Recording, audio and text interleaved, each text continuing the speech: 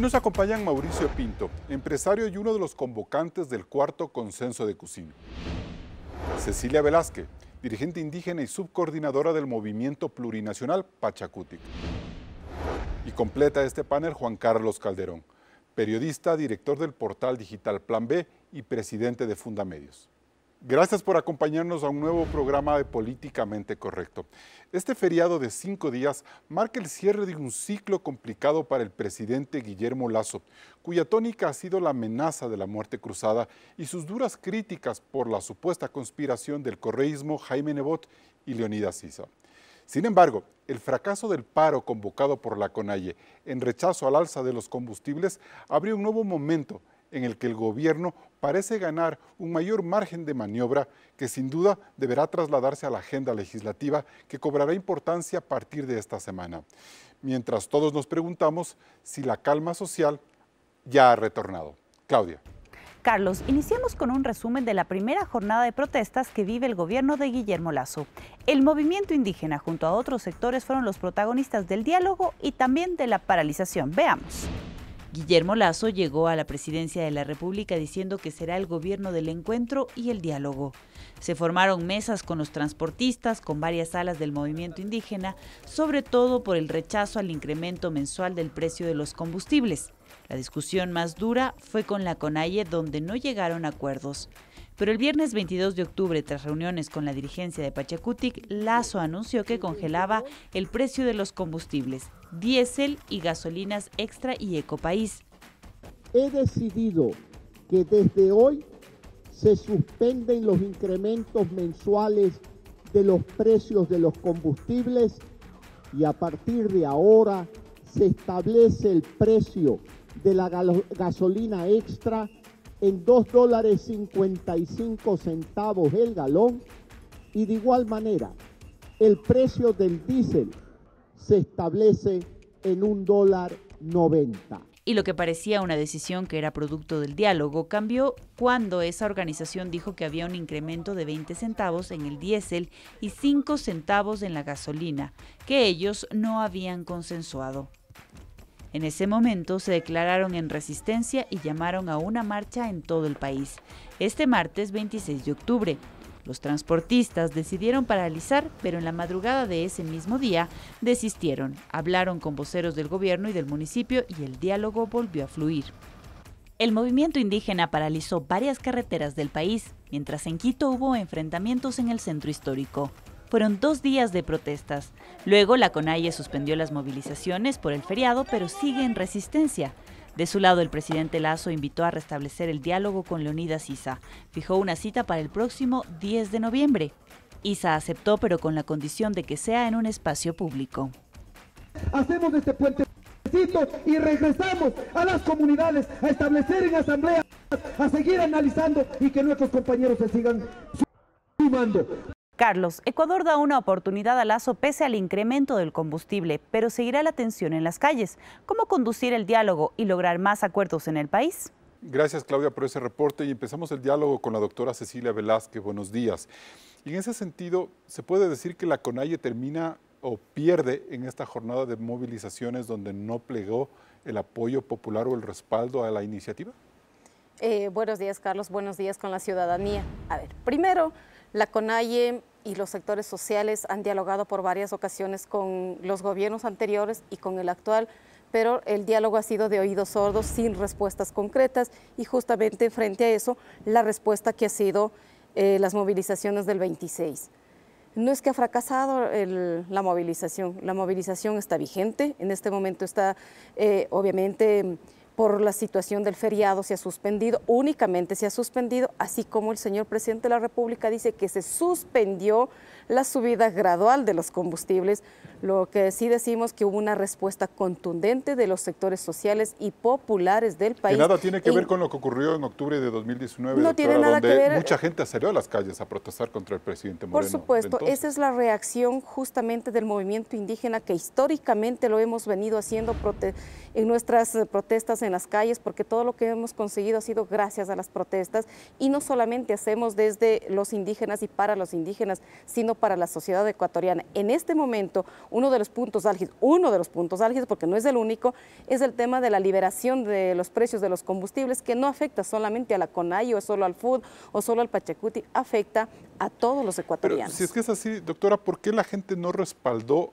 una movilización de la CONAIE con mayor magnitud cuando el precio de los combustibles afecta en teoría a todos?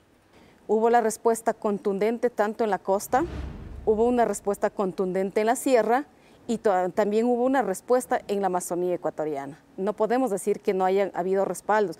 En esta ocasión el movimiento convocó a una movilización y lo hemos demostrado el respeto y la capacidad que tiene el movimiento indígena históricamente que lo ha sido. Vamos a seguir hablando de eso. Ingeniero Pinto, buenos días. ¿Y este no es un momento de verdad, este es o no un verdadero momento de descontento social? ¿Cómo podemos interpretar esa situación? Buenos días y buenos días a los contertulios, doctora. Yo creo que lo que no veo que se entiende en la sociedad es que la pandemia cambió el mundo y cambió el país. Hoy en día las cosas que se pensaban en el 2019 ya no son válidas. Hay un problema de transporte de mercancías alrededor del mundo y hay unas oportunidades enormes para los países más chicos, porque contrariamente a la teoría que se venía trabajando sobre que era mejor producir en los sitios más baratos para comercializar en cualquier parte del mundo, hoy en día esa situación ya no está vigente. Y eso sería un análisis de otra conversación sobre el tema de la incidencia del COVID-19 en la China. ¿Ok? Yo creo que es hora de conversar, yo creo que es hora de entender. Y esa fue la razón también por la que nosotros, un grupo de gente que preocupaba por el país, iniciamos esto que se llama los diálogos de Cusín. Ingeniero, sí, de esto voy a hablar más. Lo que quiero es un poco aterrizar la pregunta, una reflexión. O sea, la gente no tiene trabajo, esa es la principal inquietud de la gente, pero le suben los combustibles. ¿Eso genera o no genera un descontento social? Porque no se vio la magnitud de una protesta. Yo creo que genera un descontento social mal entendido, porque hay que analizar bien el tema de los subsidios. ¿A quién va el subsidio? ¿A quién va dirigido el subsidio? ¿Y quién realmente se beneficia del subsidio? Entonces es curioso ver que el beneficiado no es precisamente la gente que menos tiene, sino hay un beneficiado mucho más grande que es la gente que puede pagar el precio de combustible internacional y además de eso que ese combustible se desvía en grandes cantidades para que se produzcan, por ejemplo, el tema de las drogas. Ahora, pero yo le digo una cosa, usted dice no beneficia en gran medida al pueblo más necesitado, pero seguramente tendrá en pocas semanas que pagar una tarifa distinta de pasajes por las compensaciones que tienen que hacer los transportistas. Se siente un paquetazo, ingeniero. A ver, ahí se tiene que buscar soluciones técnicas para focalizar ese subsidio. Yo creo que los subsidios siempre tienen que ser específicos, alcanzables, temporales, medibles y relevantes. Evidentemente la afectación a la población más pobre cuando sube el precio de los combustibles es real, pero no en la magnitud que se está pensando. Perfecto. Por lo tanto, hay tecnología suficiente hoy en el mundo para focalizar realmente ese subsidio. Hablemos de eso. Juan Carlos Calderón, ¿qué se demostró esta semana con esta suerte de paralización? Buenos días, gracias por la invitación, un cordialísimo saludo a la doctora Velázquez y al ingeniero Pinto y saludos a todos ustedes. Me parece que lo que se demostró es que el país sigue hablando de lo mismo ya 40 años. Medidas técnicas y focalización desde 1982, creo. El paro nacional del pueblo contra el doctor Osvaldo Hurtado, que yo, joven periodista, cubría esas protestas.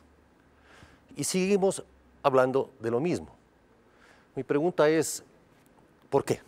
¿Por qué un país como el nuestro que se supone está entrando o debe estar en la modernidad, sigue generando problemas sociales y graves enfrentamientos por el tema del diésel, por ejemplo, ¿no es cierto?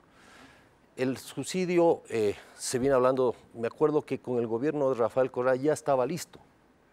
Incluso vimos el informe de una organización, una consultora inglesa, que ya había decidido, o sea, establecer ya los mecanismos para la focalización del subsidio. Nunca se aplicó. No había, entiendo, ese momento ni condiciones ni voluntad política. Sin embargo, el país va a seguir y seguirá esperando condiciones y voluntad política para resolver ese tema. Porque no solo hablemos de gasolinas, hablemos del gas, hablemos, claro, etcétera, pero, etcétera. Juan Carlos, mientras los políticos no toman la medida o se oponen a esa, ¿el pueblo cómo reaccionó esta semana? Como que ya se olvidó de ese tema, lo superó. Podríamos decir que el pueblo nos ha dado una lección de que, vean, conversemos de otras cosas, no solo de esto. Bueno, sí es un limitante resolver una jornada de lucha por un precio de los combustibles. Yo creo que ahí se genera, hay que decirlo claramente, un sentimiento de engaño por parte del presidente de la República. Es decir, él dijo voy a congelar, pero subió el diésel. 20 centavos, es decir, pateó el precio del diésel a enero más o menos del 2022 y pateó un mes la subida del... Entonces la gente se sintió engañada. Yo creo que es importante decirlo. El gobierno no explicó por qué hizo eso.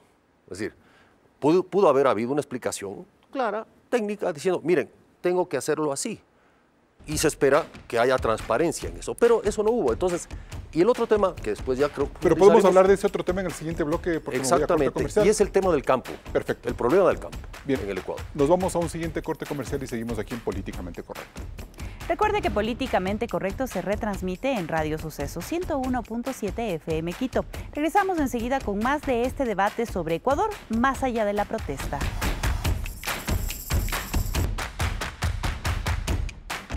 Seguimos en Políticamente Correcto. Juan Carlos Calderón, tú decías que hay un siguiente problema por resolver, que es el del campo, que realmente ahí radica el germen de un descontento social que a lo mejor está pasmado.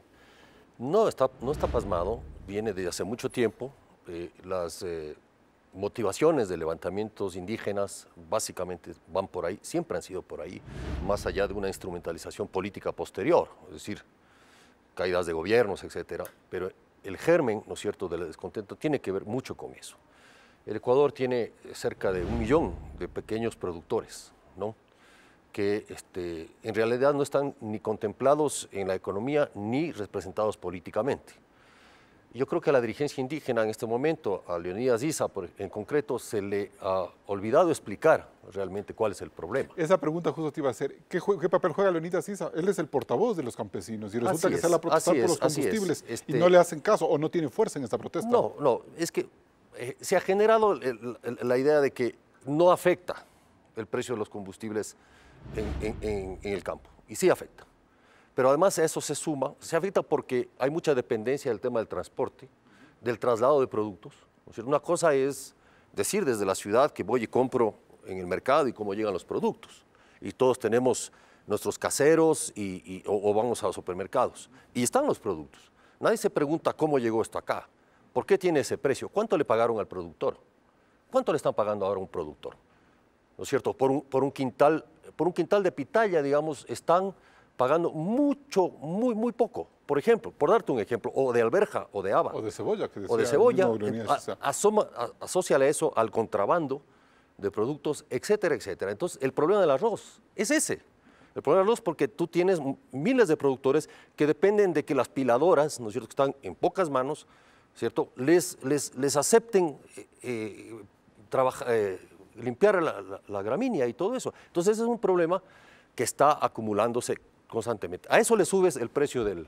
Entonces, hay un rebote.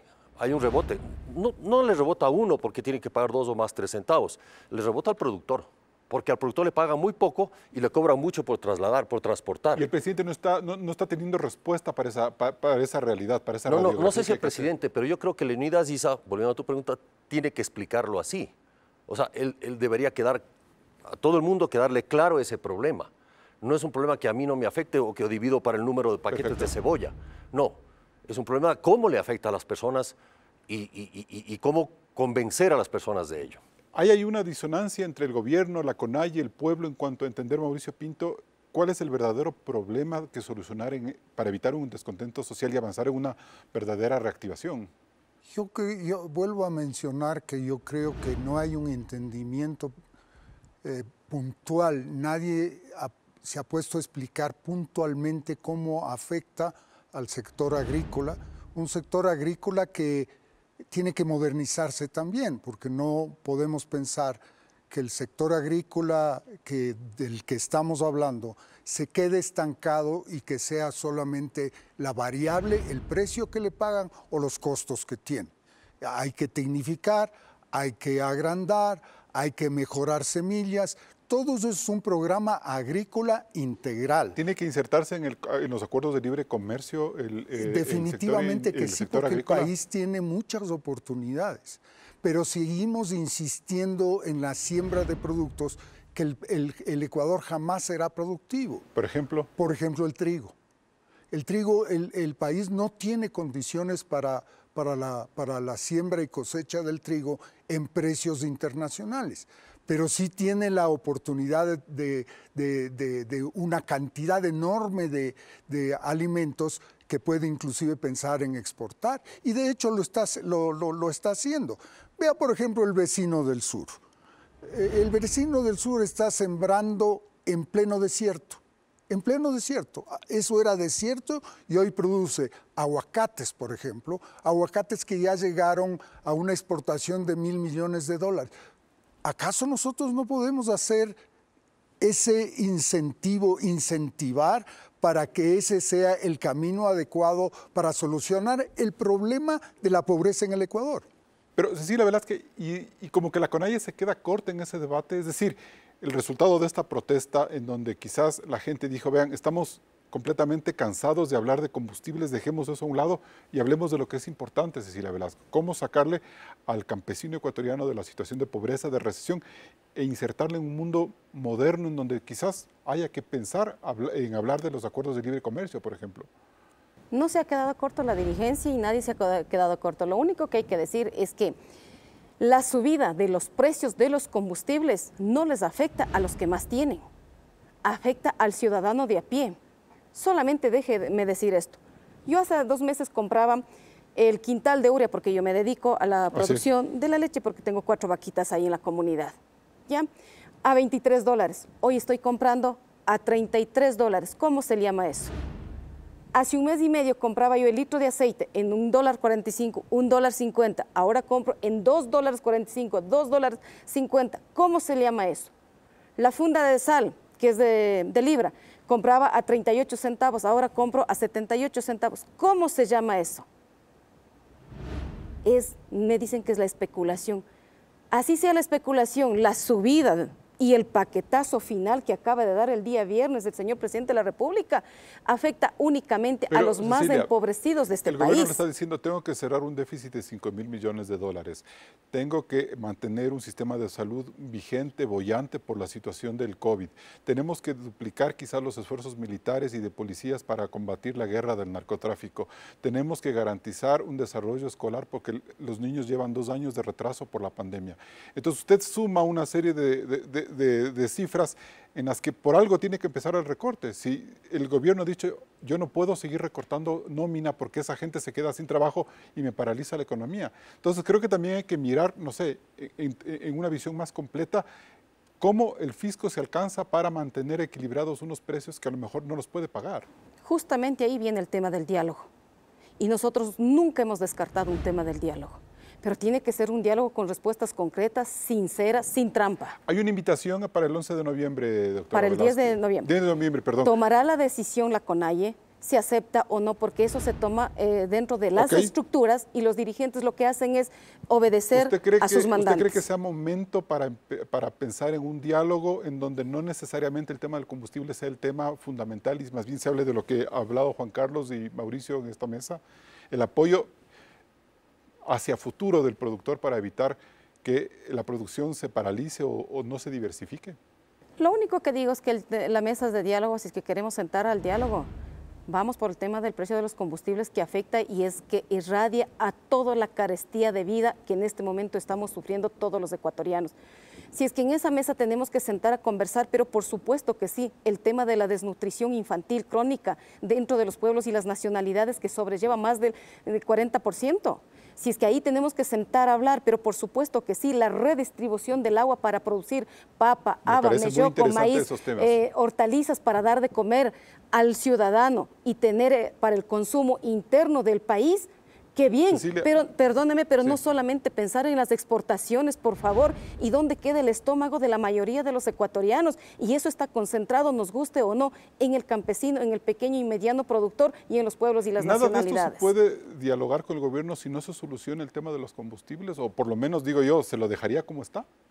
Como está, tenemos que sentar a conversar, hay que tomar decisiones conjuntas porque este país no es de un solo sector, es decir, de los transportistas o solamente de la CONAI. Aquí existimos sectores sociales, somos 17.5 millones de ecuatorianos y tenemos que hacer una legislatura y el Ejecutivo tiene que responder a esa gran mayoría. No nos olvidemos que después de lo que estamos saliendo del COVID, ¿quiénes fuimos los más afectados? Fuimos los más pobres y no necesariamente los que más tienen. Perfecto, nos vamos a un siguiente corte comercial.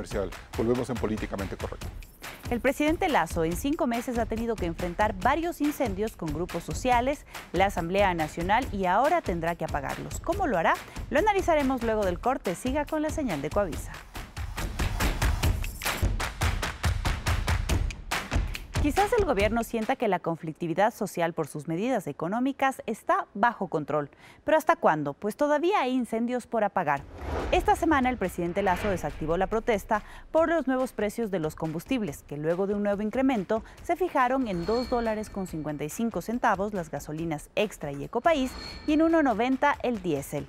La consigna de Leonidas Issa y la CONAIE fue neutralizada en parte porque los transportistas no plegaron al paro.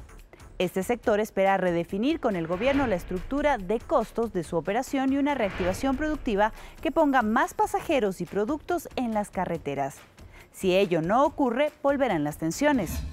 La relación de Lasso y la Asamblea también puede prenderse en llamas si no funciona el plan del Ejecutivo de reactivar la alianza entre Creo, el BAN, la ID y Pachacutic, para que las reformas tributarias, laborales y de inversión sean aprobadas.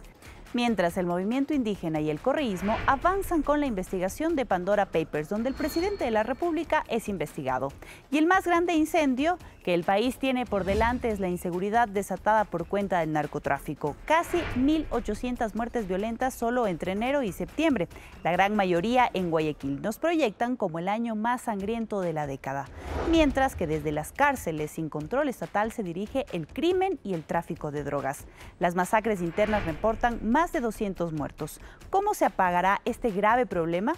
Por otro lado, está el discurso de un presidente que pide al país que le permitan plasmar sus reformas económicas, posicionando esta semana la idea de que en sus 5 meses de gobierno la reactivación ha permitido crear casi 274,000 nuevos empleos adecuados. Pero ¿cuánto tiempo puede durar la gobernabilidad y sobre la base de qué resultados? Carlos, continúas con el debate. Bien, Cecilia, verás que otro factor de gobernabilidad se plasma en la Asamblea Nacional, en donde Pachacutic tiene que jugar un papel institucional mucho más ponderado. ¿Qué se puede esperar a partir de esta semana en la relación gobierno-Pachacutic para impulsar las reformas, empezando por la tributaria? El deber de la Asamblea Nacional, el de legislar y el de fiscalizar. Y actualmente la Asamblea Nacional está conformada por 5 fuerzas políticas grandes demostradas en 5 bancadas y no es solamente la responsabilidad del movimiento Pachacutic que tenemos los 25 votos. Ahí justamente uno de los puntos del diálogo efectivamente con el gobierno fue el que se tiene que presentar los proyectos de ley cumpliendo todos los debidos procesos. No está solucionado porque depende cómo esté enviando los proyectos de ley que están distribuidos en 3 cuerpos, ¿verdad? Y ahí va simple, si cumplen los requisitos, pasa al debate de la comisión respectiva y luego al pleno de la Asamblea y será debatido todos los temas. Habrán puntos de coincidencia con otras bancadas, no habrán puntos de coincidencia y justamente será el debate y el pleno quien lleve adelante. Pachacutic no tiene una responsabilidad histórica en conducir una asamblea organizada, sensata, que le dé al país una respuesta sobre los grandes problemas que tiene. Pero por supuesto que tenemos la responsabilidad histórica, así como hemos sido excluidos históricamente, y ahora les llama mucho la atención de que alguien que históricamente excluidos estemos al mando del primer poder del Estado. Y en esa función, los 25 votos de nuestros compañeros asambleístas irá en función al debate de distintos proyectos de ley. Si están de acuerdo para la mayoría de los ecuatorianos, en beneficio de ellos, siempre contarán con nuestro apoyo. Juan Carlos, me da la sensación de que la protesta o el contento social se puede plasmar en la Asamblea con una buena sintonía entre el gobierno y el movimiento indígena. Para eso ellos están dirigiendo la Asamblea, ¿verdad?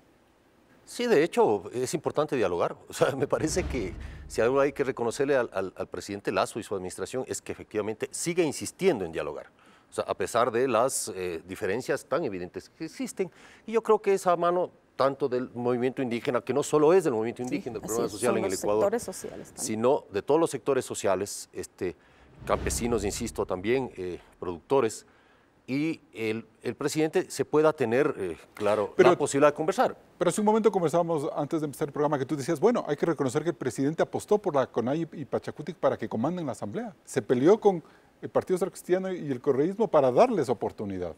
Claro, es evidente que era impresentable ese otro pacto y es un riesgo, una apuesta que se jugó el presidente y está bien, o sea, yo creo que así se hace la política. El tema es que no han ido más allá. Aparte del diagnóstico que se hizo muy sucinto e importante sobre la situación real, yo coincido con el ingeniero Pinto en un tema. El país parece, o sobre todo los líderes políticos, parece que no ha pasado por aquí una pandemia. No ha habido una epidemia tan grave que nos ha hecho retroceder índices de más de 20 años en el Ecuador. Un país que ya venía debilitado, un país con instituciones ya complicadas, con una economía ya complicada, terminó siendo uno de los países más afectados del mundo en el tema de los impactos de la pandemia. Y el gobierno generó el proceso de vacunación. Fue un proceso exitoso que el gobierno le perdió impulso cuando llegó a la meta, ¿no es cierto? Y me parece un gravísimo error. Y ahora trata como de reconocer que hay 250,000 empleos nuevos, o sea, que él los ha creado. Hemos tenido buenos impactos, pero no se trata de eso. Yo creo que hay que recoger el espíritu de lo que significó el proceso de vacunación. ¿Por qué fue exitoso? Porque todo el mundo le entramos al proceso. Claro, la mayoría todos por miedo, supongo, por miedo a morir. pero es eso. Es decir, algo que nos unió como ecuatorianos fue el proceso de vacunación. Y yo creo que al gobierno, esa era una movilización esperanzadora. Y termina el proceso de vacunación y le caen y le estallan todos los males, empezando obviamente por Pandora Papers, que efectivamente fue un golpe muy grave a su reputación. Sin embargo, ha intentado reponerse, pero el tema es que le estallan todos los problemas, ¿sí? Y él no logra todavía, o el gobierno, generar una nueva ilusión movilizadora. En ese sentido, para el país. La vacunación fue una ilusión movilizadora importante. El gobierno cometió el error de pararla, ¿sí? En el sentido de sí, vamos a llegar a la meta de los 85% de la inmunización, por ejemplo. Y enseguida el tema del empleo y de la reactivación. Y hay un punto que digo, el gobierno de alguna manera está metido mucho en el tema fiscalista. ¿Cómo resolver el problema del Estado? Y cuando alguien llega al poder, yo nunca he sido presidente ni lo seré, pero supongo que cuando alguien llega al poder dice, ¿cómo pago una nómina de 900 millones de dólares mensuales? O sea, a ver, cuando me dicen el Fondo Monetario ha dado un crédito de 800 millones de dólares, digo, eso es ni para un mes de sueldos. Entonces, ¿cómo pago? Eso, casi 9,000 millones al año. Mauricio, entonces, claro. Y termino, y lo que sucede es que el gobierno, por eso lanza primero el tema de los impuestos, la reforma tributaria, porque necesita dinero, ¿sí? Pero deja postergando los temas urgentes también en el punto del empleo y de la inversión. Y eso es lo que le quiero preguntar a Mauricio Pinto, porque da la sensación de que el gobierno de Lasso se ha convertido en el gobierno fiscalista de los impuestos, de solucionar los problemas del Estado y no de ponernos a pensar con ilusión en la reactivación económica, que debería ser el otro momento de motivación al que plantea Juan Carlos Calderón. A ver, yo sí quisiera entender un poquito más el tema de los combustibles. Yo creo que el diálogo que el presidente ha llamado a sostener con quienes están en el descontento debería empezar con un estudio serio de afectación. Hay universidades, hay técnicos, etcétera. No ha funcionado. Veo lo de Pricewaterhouse, creo que se quedó ahí. No, yo digo para que se entienda al país. Pero no funcionó porque se suspendió ese proceso Porque y ahora recién el aquí ministro de Transporte tenemos dice, con la vamos doctora- a ver cómo focalizamos las tarifas de los pasajes. No. Por ejemplo, con la doctora tengo una discrepancia en el tema de cómo analiza El impacto. el impacto a los agricultores pequeños, etcétera. Yo no tengo a la mano un estudio que me sea suficientemente transparente de saber cuánto afecta a quién el tema de los combustibles. Porque si no se entiende a quién afecta, no se puede llegar a un acuerdo. De acuerdo. ¿No es cierto? Porque lo primero es entender, ¿no es cierto? Entender qué es lo que está pasando. Por ejemplo, en el tema fiscal, no hay manera de sostener los diferentes subsidios que tiene el Estado a la población si es que no hay una estabilidad fiscal y si no está cerrado el presupuesto. Porque vivir del endeudamiento para pagar, eso no tiene Pero sustento. Mauricio, ¿no da la sensación de que nos quedamos enfrascados en ese diálogo y estamos descuidando lo importante, el sueño que significó la llegada de Lasso al poder de la reactivación, el empleo, la producción, la apertura, el comercio? Yo no creo que es una solución de corto plazo, porque el país es diverso, el país tiene diversas situaciones, las afectaciones son distintas. Por ejemplo, a mí me horroriza pensar en el tema del subsidio que le da a la seguridad social del 40%. Primero solo está pensando en los afiliados al Seguro Social. Hoy en día el trabajo formal está en el 38%. Pero si no le das esa plata, se caen los jubilados y ahí sí el país se incendia. Por eso es que hay que analizar bien, porque no es justo para el que no recibe nada el que se esté subsidiando ese 40%. Y la pregunta es, ¿a quién? Porque la mayor parte de esos jubilados están en la parte alta, porque los que están en la parte baja no son empleados permanentes. Se cotiza, no se cotiza, se cotiza, no se cotiza. Y el momento de jubilarse, no se olvide que hay que calcular a través de cuánto ha aportado. Entonces, yo sí creo que hay espacio suficiente, pero con el entendimiento. Nos vamos a poner de acuerdo que este estudio que dice a quién está afectando es el estudio verdadero y en eso nos vamos a basar. Bien. Así hay que actuar. Nos vamos a un siguiente corte comercial. Seguimos en Políticamente Correcto. Políticamente Correcto está en vivo en ecoavisa.com y nos puede escribir en nuestras redes sociales. Regresamos luego del corte con más de este análisis. Ecuador, más allá de la protesta.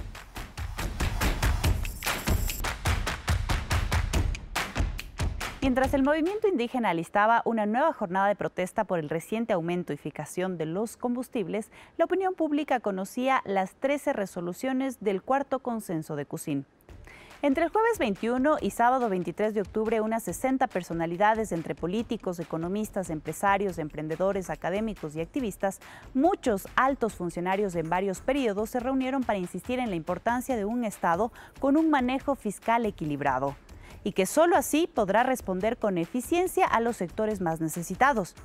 Bajo esa premisa, el cuarto consenso de Cusín apuesta por una red de protección social que se enfoque en la salud, la educación y la seguridad ciudadana, superando el pesado atavismo del subsidio de los combustibles e insistiendo en una política tributaria equitativa, responsable y que aliente la inversión. Este documento para muchos sintetiza el pensamiento de una derecha que aún no tiende puentes con amplios sectores del país castigados por la pandemia y la falta de oportunidades. ¿Cómo establecer verdaderas políticas públicas que se sostengan en el tiempo? Carlos, continúas.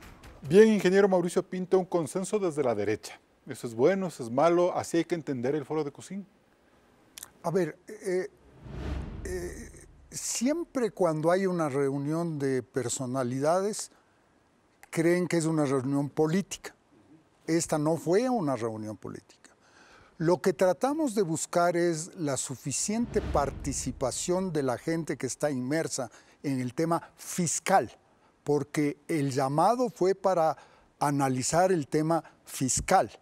Y evidentemente hay mucha gente que debió haber estado y no está, se les invitó y no vinieron, otra gente tuvo la amabilidad de venir, y el formato era precisamente para entender, con 4 expertos internacionales, que si no hay un manejo prudente y adecuado en el fisco, no se puede implementar política social de largo plazo en beneficios de los más necesitados. ¿Y eso cómo permea en el pueblo, ingeniero?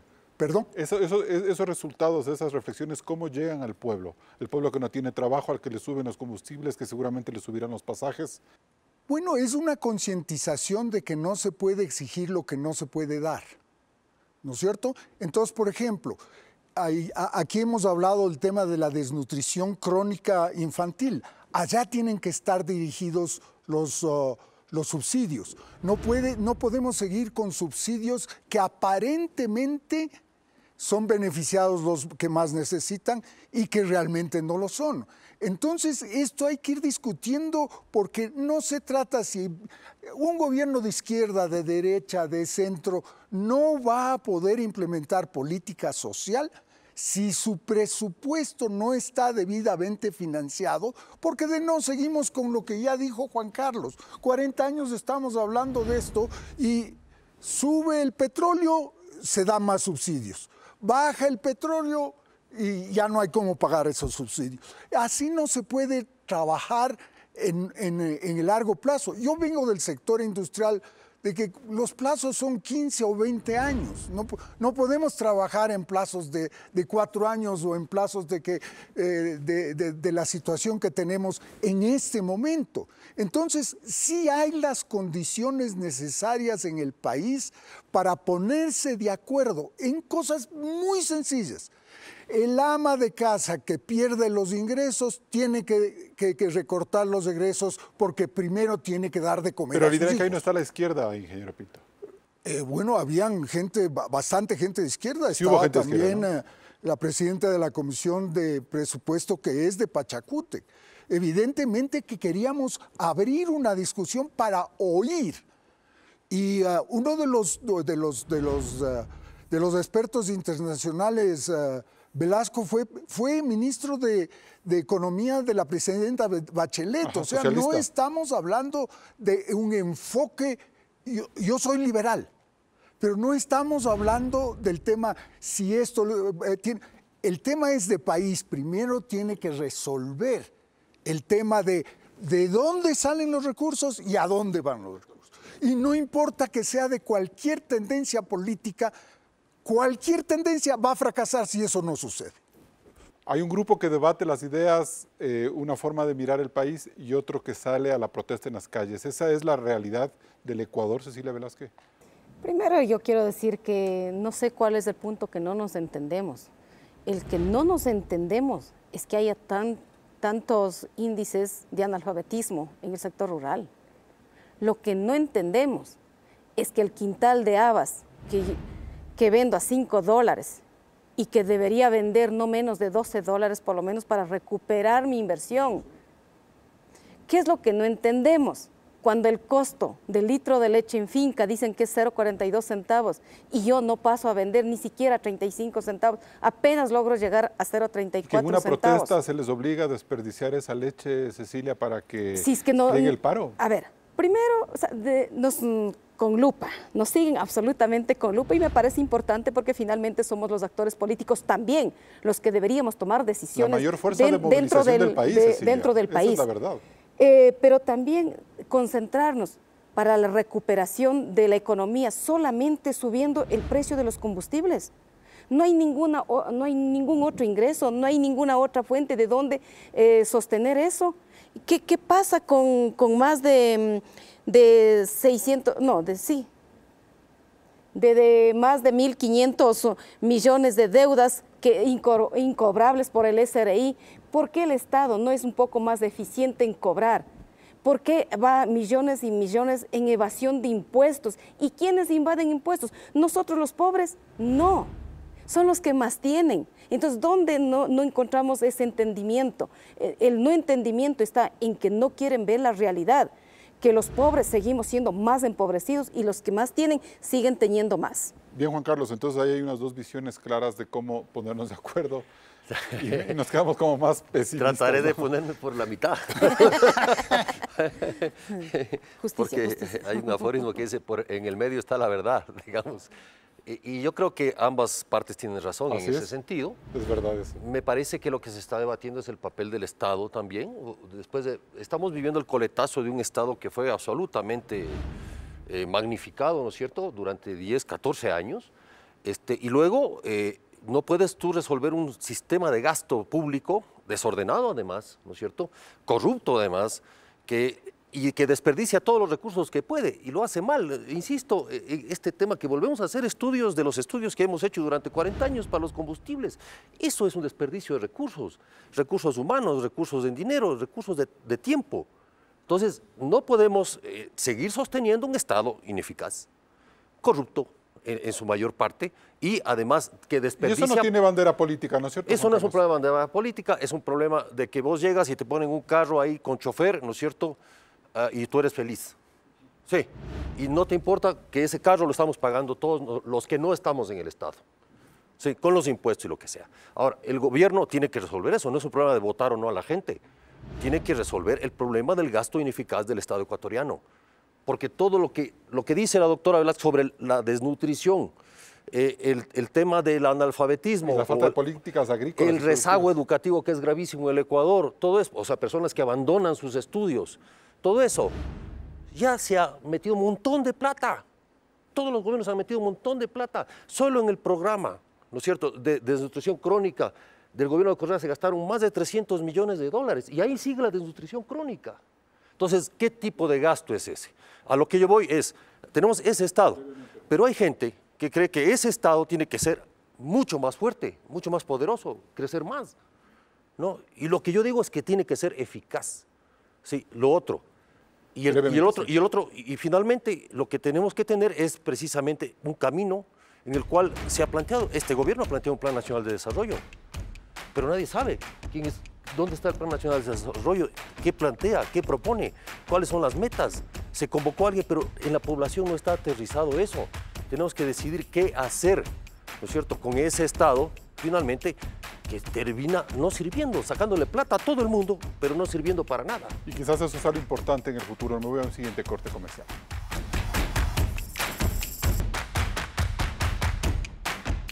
Entramos en etapa de conclusiones. Mauricio Pinto, ¿cuál es la manera políticamente correcta de leer esta nueva etapa que vivirá el gobierno de Guillermo Lasso luego de atenuadas las primeras protestas? Buscando el diálogo y poniéndose de acuerdo en cosas sencillas y básicas. El tema, por ejemplo, de los combustibles tiene que hacerse en base a un estudio, no importa si hay uno nuevo, en lo que todos estén de acuerdo que ese estudio es real y identificable. Cecilia Velázquez. Políticamente correcto es que haya diálogo, pero con resultados, diálogo sincero, sin engaños, y para reducir los niveles o los índices de pobreza es necesario orientar política pública con recursos al sector agropecuario. Juan Carlos Calderón, ¿qué es lo políticamente correcto? Es ponerse en los zapatos del otro, es caminar con los zapatos del otro y entender al otro. Es la única manera de reconciliarnos como país. Y además entender que la sociedad ecuatoriana no es del gobierno, no solo es del Estado, es toda una sociedad en su conjunto que reclama, con razón, que la crisis no caiga sobre los más necesitados ni los más pobres. Creo que ese es un punto fundamental. Y bien, podríamos decir que el presidente Lasso logró posicionar en el país la idea de que las protestas de esta semana eran un intento de desestabilización a su naciente gobierno. Y que sobre la base de esa lectura, el presidente de la CONAIE, Leonidas Issa, acusó con mayor fuerza el desgaste político.